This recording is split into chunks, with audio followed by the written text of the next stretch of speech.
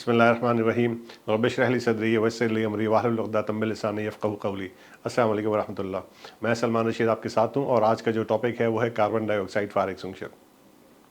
Carbon dioxide fire extinguisher बहुत ही important है और ये सी क्लास फायर यानी कि इलेक्ट्रिकल फायर के लिए यूज़ होता है। कार्बन डाइऑक्साइड जो है ये एक नॉन कम्बस्टिबल गैस है और ये रिएक्ट नहीं करती है मोस्ट ऑफ द सब्सटेंसेस के साथ, और ये अपना प्रेशर खुद जनरेट करती है और अपने ही प्रेशर के थ्रू ये किसी भी कंटेनर से बाहर आती है जिसमें भी हम इसको स्टोर कर रहे होते हैं। और एज अ गैस या फाइनली डिवाइडेड पार्टिकल्स जब ये बाहर आती है तो उसको हम स्नो या ड्राई आइस के तौर पे भी देख रहे होते हैं,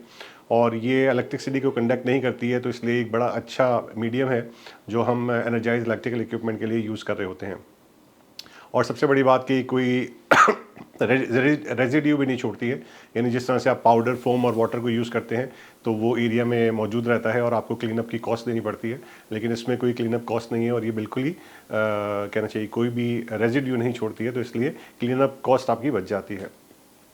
अब जो कार्बन डाइऑक्साइड है वो लिक्विड फॉर्म में होती है कंटेनर के अंदर, और जब ये बाहर निकलती है तो गैस फॉर्म में होती है, और ये 1.5 टाइम्स हैवियर है एयर से। और जब ये आप किसी भी एरिया में यूज़ करते हैं तो वहाँ से ये ऑक्सीजन जो है उसको वहाँ से डिस्प्लेस कर देती है, और ऑक्सीजन को डिस्प्लेस कर देती है, उसको डाइल्यूट कर देती है, और इस वजह से स्पदरिंग इफेक्ट आता है और आग को हम प्रॉपर्ली बुझा पाते हैं। लेकिन हमें ये भी याद रखना है कि अगर इस CO2 फायर एक्सटिंग्विशर को हम किसी छोटे से कमरे के अंदर यूज़ करेंगे जहाँ पे हमने प्रोलॉन्ग एक एरिया गुजारना है, लंबा टाइम वहाँ पे गुजारना है, या फिर कोई लेट्स सपोज कि क्लोजेट है या कोई कन्फाइंड स्पेस है और वहाँ पे हम कार्बन डाइऑक्साइड को यूज़ कर रहे हैं और लॉन्ग टाइम तक हमने वहाँ रहना है, तो वहाँ पर ये जो लोग वहाँ पे मौजूद होंगे वो अनकॉन्शियस भी हो सकते हैं ऑक्सीजन की लो कंसनट्रेशन की वजह से। तो इसको हम एहतियात से यूज़ करेंगे और कन्फाइंड स्पेस में इसका ख्याल रखेंगे अच्छी तरह से। कार्बन डाइऑक्साइड का ऑपरेशन कैसे होता है? कार्बन डाइऑक्साइड जो है ये अपने कहना चाहिए फायर एक्सटिंग्विशर के अंदर जो है ये लिक्विड फॉर्म में होती है, और जब भी हम इसको एक्टिवेट करते हैं यानी इसका जब हम लीवर को प्रेस करते हैं तो ये ड्राई आइस या फिर कहना चाहिए गैस फॉर्म में बाहर आती है। अगर आप सामने एक प्रोटेक्टिव ग्लव्स के साथ अपना हाथ सामने रखेंगे तो आपको फील होगा कि ये ड्राई आइस है, और इस फॉर्म में ये बाहर आती है, और ये जैसे मैंने कहा 1.5 टाइम हैवियर है, तो ये वहाँ से ऑक्सीजन को वहाँ से डिस्प्लेस कर देती है और इस तरह से स्मदरिंग इफेक्ट आता है, और ये कूलिंग इफेक्ट भी देती है, लेकिन बहुत कम कूलिंग इफेक्ट होता है, और वो भी उस सूरत में होता है कि जब आप कार्बन डाइऑक्साइड को डायरेक्टली बर्निंग मटेरियल के ऊपर यूज़ करेंगे तो वो बहुत कम एक कूलिंग इफेक्ट दे रहा होता है। बहरहाल कूलिंग इफेक्ट है, बेशक बहुत कम कूलिंग इफेक्ट दे रही होती है। अब इसकी जो एक्सटिंग्विशिंग प्रॉपर्टीज़ हैं जैसे मैंने आपको पहले बताया है, ये ऑक्सीजन को वहाँ से डिस्प्लेस करती है और कंसंट्रेशन को इतना नीचे लेकर चली जाती है कि वहाँ पर कंबस्शन पॉसिबल नहीं होती, यानी कि एक प्रॉपर कंबस्शन के लिए हमें एक सर्टेन अमाउंट ऑफ ऑक्सीजन की ज़रूरत है, लेकिन जब आप कार्बन डाइऑक्साइड को वहाँ पे यूज़ करेंगे तो वो ऑक्सीजन को वहाँ पे डाइल्यूट करेगी, डिस्प्लेस करेगी, और इस वजह से ऑक्सीजन की कंसंट्रेशन उस लेवल से नीचे आ जाती है जहाँ पर कंबस्शन हो सकती है। तो वो जब उस लेवल से नीचे आ जाएगी तो कंबस्शन प्रोसेस वहाँ पर कंप्लीट नहीं होगा। अब थोड़ी सी लिमिटेशंस की बात करते हैं। कार्बन डाइऑक्साइड फायर एक्सटिंग्विशर की लिमिटेशंस क्या हैं? सबसे पहली बात यह है कि ये ए क्लास फायर के लिए रिकमेंडेड नहीं है, क्योंकि ए क्लास जो मटेरियल होता है वुड होता है, क्लॉथ होता है, और इसके अंदर अगर ये बहुत ही डीपली सीटेड फायर्स होती हैं ए क्लास की, और कार्बन डाइऑक्साइड अगर आप इसके ऊपर यूज़ करते हैं तो ये ऊपर सरफेस एरिया की फायर को तो एक्सटिंग्विश करता है, लेकिन जो हीट नीचे तक मौजूद होती है ये वहाँ तक पेनिट्रेट नहीं करता है, और जब विंड बाहर वाले एरिया में होगी तो ये विंड जो है CO2 के क्लाउड को डिस्पर्स कर देगी, तो इस तरह से वो इफेक्टिवली फायर एक्सटिंग्विशर यानी CO2 से ए क्लास की इफेक्टिव फायर फाइटिंग नहीं हो सकती, ना ही उसके लिए प्रॉपरली रिकमेंडेड है। हाँ, small confined B class fire के लिए हम इसको यूज़ कर सकते हैं। छोटी सी बकेट में आग लग गई है या कोई ड्रम में आग लग गई है, लिमिटेड एरिया है, तो वहाँ पर हम इसको यूज़ कर सकते हैं, लेकिन ओपन एरियाज़ में एक लिमिटेशन है, हम इसको यूज़ नहीं कर सकते। और कार्बन डाइऑक्साइड जो है वो इफेक्टिव नहीं है उन तमाम कहना चाहिए फायर्स में जिसमें केमिकल इन्वॉल्व होते हैं, और वो केमिकल जिनकी अपनी ऑक्सीजन सप्लाई होती है, सच एज सेल्यूलस नाइट्रेट, ये वो केमिकल है जिसकी जो अपनी ऑक्सीजन सप्लाई प्रोड्यूस करता है, तो वहाँ पर भी कार्बन डाइऑक्साइड का फायर एक्सटिंग्विशर सूटेबल नहीं है। और जो रिएक्टिव मेटल्स होते हैं जिसमें सोडियम है, पोटेशियम है, मैग्नीशियम है, टाइटेनियम है, जर्कोनियम है, या फिर मेटल हाइड्राइड्स है, इनकी फायर भी CO2 का फायर एक्सटिंग्विशर प्रॉपर्ली एक्सटिंग्विश नहीं कर सकता, क्योंकि जब इन मेटल्स के साथ CO2 रिएक्ट करती है तो ये मेटल्स जो है CO2 को डिकम्पोज कर देते हैं, और इस वजह से प्रॉपर्ली फायर फाइटिंग नहीं हो पाती है। और जैसे कि मैंने बताया कि आपको याद रखना है कि अगर आप आउटडोर एरिया में हैं और हैवी विंड है तो वहाँ पे भी आप CO2 को यूज़ नहीं कर सकते, क्योंकि एक लिमिटेशन ये भी है कि इसका चूँकि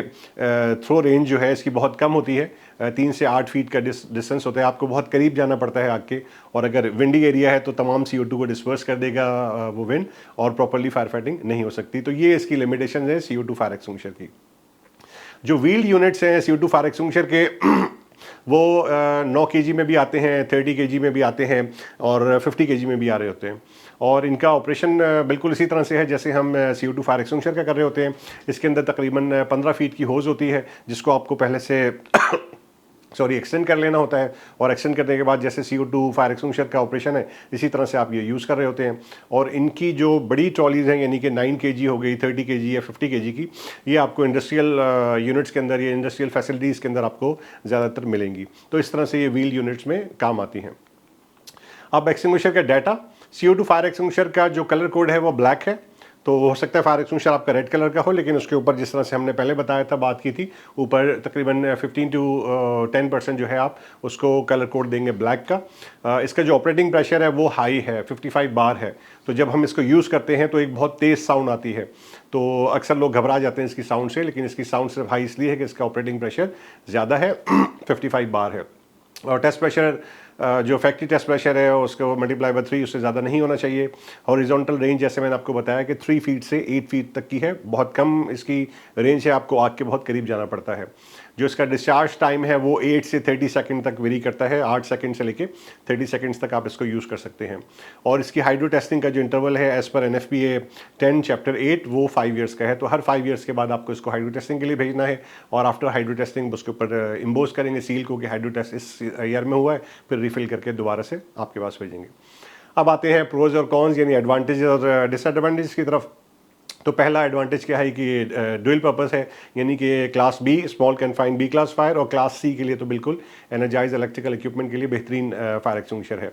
और जैसे मैंने बताया था कि इसका एडवांटेज एक और है कि ये गैस की फॉर्म में है, तो वो निकल जाती है, ऊपर एवापोरेट हो जाती है, और वहाँ पर कोई भी अपना रेजिड्यू बिहाइंड पे नहीं छोड़ती है, तो हमें क्लीनिंग कॉस्ट बच जाती है। और ये एक नॉन कंबस्टिबल गैस है, बिल्कुल भी कंबस्शन में सपोर्ट नहीं करती है। डिसएडवांटेजेस की बात करें या फिर कॉन्स की, तो ये जैसे मैंने कहा कि क्लास A के लिए सूटेबल नहीं है, क्योंकि डीप सीटेड फायर्स हैं। इसके साथ एक फ्रॉस्ट बाइट का हैजर्ड है कि जब भी आप इसको यूज़ करेंगे, मैं एंड में आपको वीडियो शेयर करूंगा, तो आपने प्रॉपरली उसके है जो डिस्चार्ज नोजल है उस पर आपके पकड़ने की जगह है कि जहां आपने फिंगर्स रख के उसको पकड़ना है, आप वहां से होल्ड करेंगे तो आपको फ्रॉस्ट बाइट का खतरा नहीं रहेगा। लेकिन अगर आप किसी और जगह से सिलेंडर उसकी डिस्चार्ज पाइप को पकड़ेंगे या फिर सिलेंडर की बॉडी को आप टच करेंगे, तो चूंकि बहुत ठंडी होती है, -78 डिग्री तक इसका टेम्परेचर होता है जब ये डिस्चार्ज हो रही होती है, तो इस वजह से फ्रॉस्ट बाइट हो सकता है। फ्रॉस्ट बाइट का मतलब यही है कि आपका हाथ जल जाता है, इतनी तेज ठंडक होती है जिसकी वजह से हाथ जल जाता है, इसको हम फ्रॉस्ट बाइट कहते हैं। और आउटडोर वाला मैंने आपको बता दिया कि अगर विंड कंडीशंस प्रिवेल कर रही हैं, बहुत तेज़ विंड है बाहर, तो ये CO2 का फायर एक्सटिंग्विशर वहाँ पर प्रॉपरली काम नहीं करेगा, आग को अच्छे से नहीं एक्सटिंग्विश करेगा। और शॉर्ट रेंज है, तो ये तमाम चीज़ें इसके डिसएडवांटेजेस में आती हैं। पॉइंट्स टू रिमेंबर, हमेशा की तरह याद रखिएगा कि पोर्टेबल फायर एक्सटिंग्विशर की इंस्पेक्शन आपने हर मंथ करनी है। उसके बाद पोर्टेबल फायर एक्सटिंग्विशर को ऐसी जगह में इंस्टॉल करना है कि जहां पे आपने इसको इंस्टॉल किया है उसका सामने का रास्ता, आगे का रास्ता बिल्कुल क्लियर हो, हर शख्स के लिए विजिबल हो, ताकि कोई भी शख्स जाके फायर एक्सटिंग्विशर उठा सके, उसको दूर से नजर आ जाए कि यहाँ पे एक फायर एक्सटिंग्विशर इंस्टॉल हुआ है। और इंस्टॉलेशन हाइट जो है और जो ऑपरेटिंग इंस्ट्रक्शन है, सॉरी, वो ऑपरेटिंग इंस्ट्रक्शन इसके बिल्कुल सामने वाज़ेह तौर पर लगा हुआ हो, ताकि जो भी एक न्यू पर्सन भी है तो ऑपरेटिंग इंस्ट्रक्शन को भी देखते हुए फायर एक्सटिंग्विशर को यूज़ कर सके। और इंस्टॉलेशन हाइट NFPA 10 चैप्टर 6 के हिसाब से आपने कितनी हाइट पे इंस्टॉल करना है ये आपको बता देगा। अब CO2 फायर एक्सटिंग्विशर जो है इसके ऊपर प्रेशर गेज नहीं होती है। क्यों? क्योंकि जो बाकी फायर एक्सटिंग्विशर उन पर प्रेशर गेज होती है, क्योंकि मोस्टली को हम प्रेशराइज कर रहे होते हैं किसी भी एक्सपेलिंग एजेंट के थ्रू।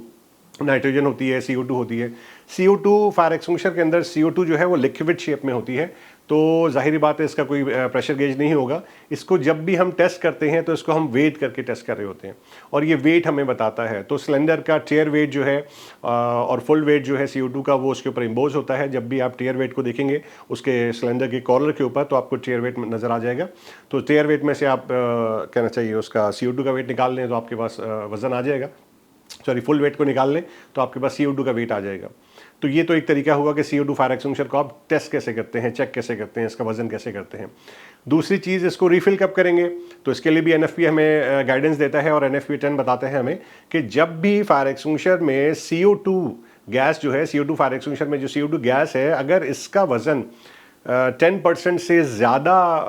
कहना चाहिए यूज़ हो गया है, या आपने फॉर एग्जांपल एक छोटी सी एक फायर थी और आपने इसमें एक छोटा सा पफ मारा और आग बुझा दी आपने, तो चूंकि इसके अंदर CO2 लिक्विड शेप में है तो वो अपनी जगह पे रहेगी। हाँ, आप उसका वेट करके वेरीफाई कर लें कि ये इसमें CO2 का जो वेट है वो 10% से ज़्यादा डिस्चार्ज नहीं हुआ है। तो अगर 10% से ज़्यादा डिस्चार्ज नहीं है तो आप दोबारा से उसके ऊपर पिन और सीन लगा के दोबारा से उसको वहीं पर रख सकते हैं। लेकिन अगर 10% से ज़्यादा CO2 वहाँ पर यूज़ हो गई है तो फिर आपको उसको दोबारा से रिफ़िल के लिए भेजना होगा। अब आ जाते हैं रीकैप के ऊपर कि आज हमने क्या क्या चीज़ें समझी हैं। हमने CO2 फायर एक्सटिंग्विशर को समझा है, ये क्या चीज़ है, और CO2 फायर एक्सटिंग्विशर का ऑपरेशन क्या होता है, CO2 फायर एक्सटिंग्विशर का डाटा क्या है,